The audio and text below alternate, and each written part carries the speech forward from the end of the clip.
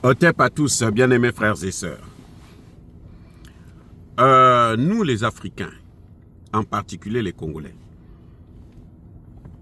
et les Congolais de la RDC, mais les deux Congos, pareil, c'est la même pacotille, la même poubelle. On est trop naïfs. Il y a une naïveté dans l'esprit des Congolais qui est incroyable. Jusqu'aujourd'hui, les Congolais pensent toujours que la communauté internationale peut régler le problème du Congo. C'est incroyable. Que ce soit les ministres, le président et autres. Nous savons, on a eu la confirmation je pense que c'est le porte-parole de l'armée, ou je sais pas. En tout cas, le Conseil de sécurité de la RDC a confirmé la mort du gouverneur du Nord Kivu, qui serait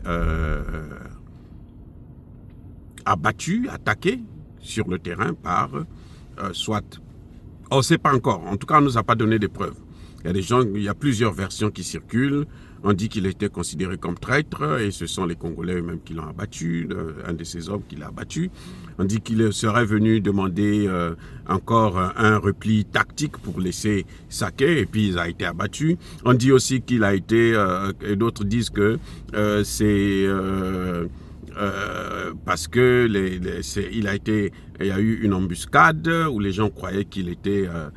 les gens le considéraient comme étant un traître, c'est pour ça qu'on l'a abattu. Mais en tout cas, ce qui est certain, c'est qu'apparemment, il n'y a que lui qui a été touché. Aucun de ces hommes n'a été ni blessé ni mort. Donc, bon, il y a un flou dans cette affaire-là, et puis voilà.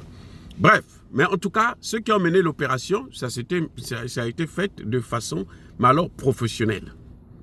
Parce que c'est sa tête qu'on voulait. C'est sa tête qu'on voulait. Maintenant, qui peut arriver à faire mener une telle opération? Moi, ce qui m'étonne, c'est la naïveté de nos frères et sœurs du Congo. Le président Tshisekedi demande au Conseil de sécurité de l'ONU une réunion d'urgence pour regarder cette affaire. Mais l'ONU veut qu'il négocie avec Kagame, l'ONU veut qu'il donne des terres à Kagame. Et puis le problème est réglé. Il ne veut pas. Si tu ne veux pas, donne les moyens à ton armée pour faire ce qu'ils ont à faire. Je ne comprends pas ce genre de naïveté. Si Tshisekedi veut céder les Caire de l'Est, il n'a qu'à le faire. Et puis le jour que quelqu'un d'autre viendra, qui est plus sérieux, il va relancer cette guerre-là de façon, mais alors la plus sévère qui soit, jusqu'à récupérer et rentrer même au Rwanda. Mais s'il ne veut pas céder, mais il n'a qu'à donner à son armée les moyens nécessaires. L'armée congolaise, bien-aimés frères et sœurs, l'armée congolaise peut arrêter cette guerre même en 1 semaine, en 2 semaines. Ils n'ont pas besoin d'1 mois, de 10 mois et tout. Mais quand vous avez un président qui compte sur la communauté internationale, alors que c'est la communauté internationale qui est à l'origine de cette situation, c'est bien la communauté internationale. Ils sont là 25 ans. Ils n'ont jamais réussi à faire quelque chose. Bon, maintenant, concernant justement la mort du gouverneur. Vous avez vu que l'armée s'est lancée dans une opération, dans une offensive. C'est même pas une offensive. L'armée a décidé de riposter. Écoutez bien, l'armée a décidé de riposter dans la cité de Sake, qui est le verrou pour entrer dans Goma. Parce que les Rwandais avaient attaqué directement Sake avant de rentrer dans Goma. L'armée a décidé de riposter et elle a riposté vigoureusement. Ce que nous apprécions. Mais il y a une chose que j'ai remarquée. C'est la première fois que je vois, l'armée intervient, vous avez les Nations Unies, vous avez la SADC, depuis que les Congolais sont en train de se battre là, pour récupérer, même la SADC n'est jamais rentrée. Il y a quelques soldats burundais qui étaient impliqués, qui accompagnaient surtout les Wazalendo même. Ça, nous le connaissons, nous le voyons. Mais la SADC en tant que telle, l'Afrique du Sud et les autres, ils n'ont jamais intervenu. L'Afrique du Sud compte Il y a eu la cérémonie des 30 années de génocide au Rwanda. L'Afrique du Sud, le président est allé voir Kagame et dire que non, Tshisekedi doit négocier. Vous comprenez? Les Nations Unies que vous voyez là, ils ne sont pas là pour régler le problème. Je l'ai déjà dit à plusieurs reprises. Tout le monde accuse les Congolais, les Rwandais, les ceci. Personne ne regarde, ne se pose la question du rôle des Nations Unies. Pourquoi eux aussi, ils sont sortis? Bien-aimés frères et sœurs, posez-vous la question, pourquoi cette fois-ci les Nations Unies sont sorties pour aller sur le terrain, alors qu'ils n'ont jamais attaqué un seul Rwandais. Ils n'ont jamais fait du mal aux Rwandais. Jamais, jamais, jamais. Vous voyez, ils n'ont jamais fait du mal aux Rwandais.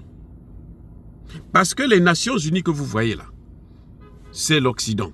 Les Nations Unies, c'est les États-Unis, c'est la France, c'est l'Angleterre, c'est l'Allemagne, c'est les pays occidentaux européens. Or, tous ces pays, nous savons qu'ils soutiennent Kagame. Mais alors, pourquoi les Nations Unies vont venir faire quelque chose qui est contraire à leur politique? Les gens de Nations... L'opération des Nations Unies, c'est une opération des Français. C'est les Français qui ont négocié. C'est plus le sous-secrétaire général, c'est un Français. Ce sont les Français qui ont amené. Depuis la création de l'ONU, le sous-secrétaire général a toujours été un Français. Donc, toutes les missions que vous voyez des Nations Unies, ce sont les Français qui sont derrière. Si le gouvernement français ne veut pas d'une intervention, vous allez voir, il n'y aura jamais cette intervention. À moins que les Américains imposent leur veto. Mais sinon, les Français qui coordonnent ces choses-là, ils ne vont jamais l'organiser. Ils vont trouver tous les moyens pour que ça ne puisse pas arriver. Je vous ai déjà dit que les Nations Unies sont restées 25 ans. Sinon plus, près de 30 ans en Haïti. Regardez ce qu'ils ont laissé à Haïti. Et ils étaient venus effectivement pour ce que vous voyez là en Haïti. Là. C'est pour ça que les Nations Unies étaient là.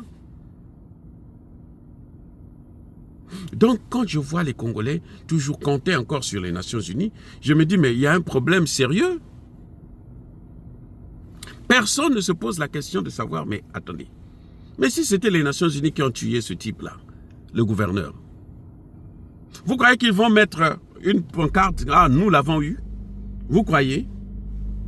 Aucun Congolais ne se pose la question de savoir quel est le rôle des Nations Unies. Qu'est-ce qu'ils font là?